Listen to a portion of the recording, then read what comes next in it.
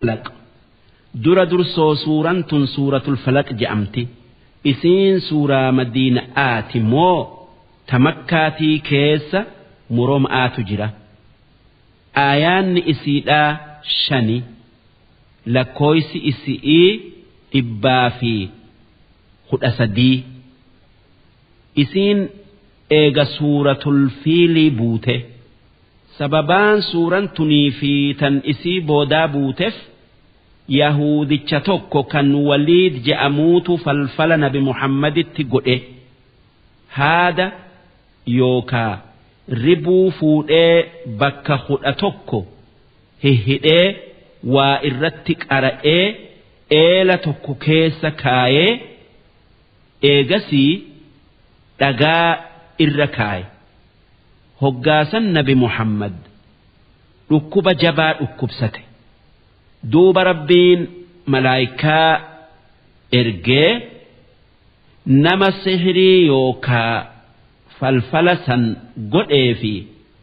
akkaataa inni itti godhee fi bakka inni itti godhe nabi muhammad beeysisee akkasitti nabi muhammad eela sanitti nama ergee bishaan keessaa tooyanii falfala san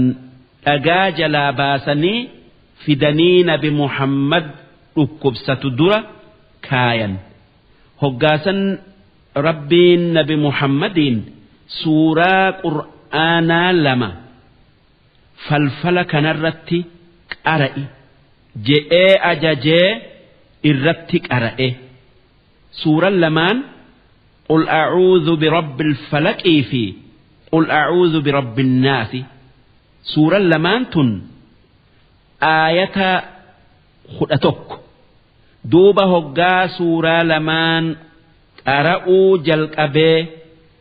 آية دراك أرأوا هدآن درا هذا سنرى هيكمته دوبا أواتما aayata takka suuraa lamaanirraa qara'uun hidhaan takka haadarraa hiikamti hanga hoggaa aayata 11 keessaa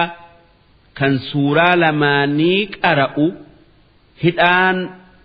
haadaa hundi hiikattee dhumtee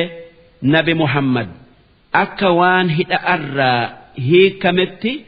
dhukkubni irraa ka'ee fayye tanaaf jecha